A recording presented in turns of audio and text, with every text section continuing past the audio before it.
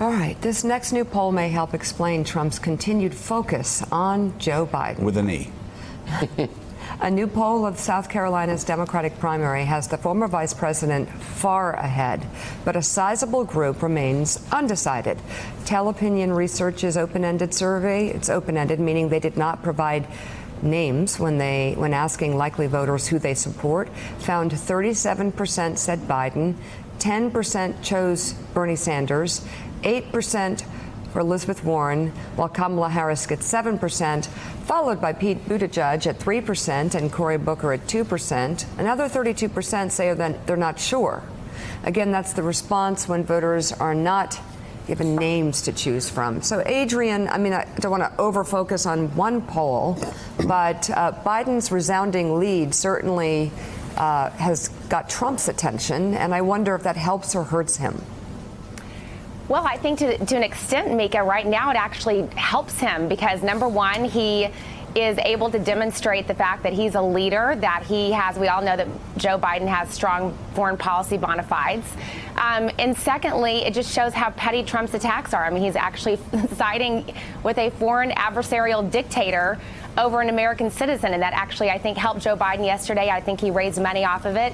But pertaining to the South Carolina poll, a couple other observations besides the fact that Joe Biden is commanding the 4 early states. He's obviously doing very well among all demographics, including, of course, in South Carolina, the African-American vote.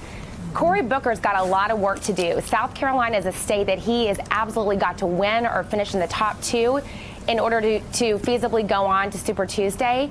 And then, of course, Mayor Pete, this poll to me demonstrates that he's got a lot of work to do to shore up support among African Americans. We've seen national polls that show him at 0% among this community. So if I was Mayor Pete and if I was Cory Booker's campaign, I would be looking very long and hard at polls like this and trying to figure out what I can do to shore up support in this community. It's early, but it's not that early. People love to say that it's early. If you have a guy sitting at 37% and you're at 2%, it's not early. If you're at 8% and somebody's at 37%, it's not that early. It's just not. And the reason it's not, Steve, is as we go into the summer, this is when, and I ask you this, because you know this far better than anybody else around here, this is when people have to start getting serious. Who am I going to support? Am I going to support Beto? Am I going to support Mayor Pete? Who am I going to support? And you see Joe Biden, who's actually not only sitting at 37% in most of these polls, but you also see a far more disciplined Joe Biden, and you're not worried about him running into an Indian American and talking about convenience stores in 2020 like he did in 2008, or stealing Neil Kinnock's speech as he did in 1987. This is a buttoned-up, disciplined Joe Biden, and that's got to really help bundlers say, wait a second, this actually is a guy who's older and wiser. Yeah. Well, look, first, as we've talked about before, this is a very unusual Democratic primary. 23, 24. You tell me how many people are actually running. And Mike's announcing later today. Might as well. Great, Barnacle. And for some people, the people who they most would like to see win are somewhere near the bottom of those polls. The people who they would most not like to see win are closer to the top. And so bundlers have, by and large, been a little bit holding back in terms of who they're going to commit to, apropos your comment. As this starts to unfold and you start to sort of see the wheat getting separated from the chaff, I think you will see people start to commit around the time of the summer, and then we'll see what happens. But so far, a lot of the big bundlers are mostly on the sidelines. I would say that Biden has not yet caught fire in New York. Hopefully he will. We'll see about that.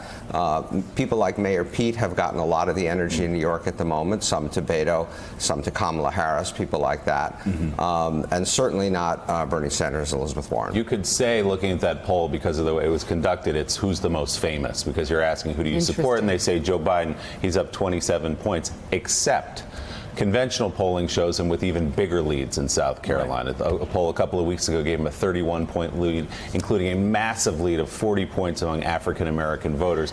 And also on the question of who is most electable, this Post and Courier poll of a couple of weeks ago in South Carolina, 90% 90% said Joe Biden had the best chance at defeating Donald Trump. Okay. And if that's the fundamental question of the election, I how think do you it get is. Trump out of office? I think it Here's is. your answer in South Carolina. And a lot of that, as you just pointed out, is due to name recognition. But this is a sponsored segment called Turn to the Pros. So I'm going to ask the pro at the desk. Yeah, We'll go to yeah, Adrian, right here. yes. Do you think that the most interesting dynamic in that poll and other polls that have been taken is the contest between Elizabeth Warren and Bernie Sanders? Because it seems Elizabeth Warren has a chance to knock Bernie Sanders out of this race early. So what I was saying So about Beto a interesting. few days ago, how he's retooled his campaign and is keeping his head down, knocking on doors, holding town hall meetings, doing all the right thing. That is applied to Elizabeth Warren for the past month or two, where everybody's been distracted by early polls. She doesn't care. She just keeps campaigning. Yeah. She keeps putting out policies. And, people will say, oh, Hillary put out policies too. But Hillary's was more, for most Americans, most Democrats, sort of a mishmash. She was sort of a centrist. She couldn't explain it. Who moved to the left when Bernie caught fire. Elizabeth's been saying the same thing for 30 years. And that usually translates well on the trail. I think, and Adrian, I'll ask you as the real professional here, I think there are two stories that I see out of the spate of polls over the past month since Biden's gotten into the race. One has been Joe Biden and how the expectations that he's exceeded, certainly my expectations, most people's expectations. But the other has been the chipping away, the slow chipping away of Bernie Sanders support, who has gone from the mid-20s to the low 20s to the mid-teens. And this one, he's at 10 now. Even in New Hampshire, he's trailing. And you can just see that support going, as Mike was saying, to Elizabeth Warren, to Kamala Harris, to Joe Biden, to others.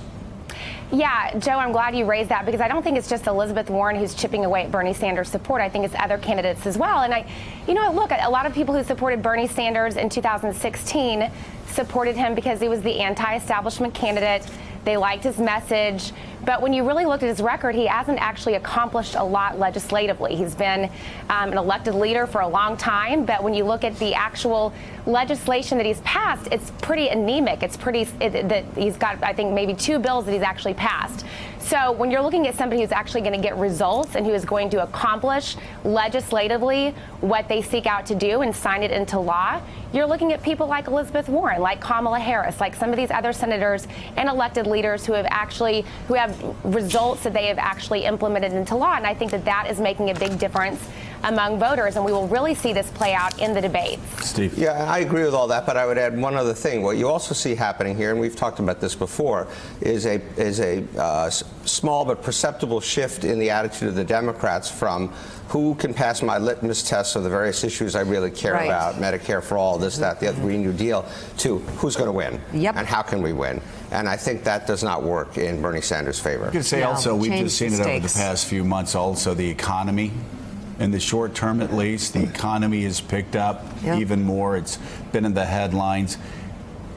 When we were 4 years closer to 2008, to September 15th, 2008, the message of Bernie Sanders, Elizabeth Warren appealed much more than it did That's today. it right Now, there. of course, stay tuned because, Steve, you're going to talk about how some things happened in the markets yesterday that suggest that the smartest investors, the smartest money believes an economic downturn is coming, which, of course, could dramatically shake up this race in the months to come.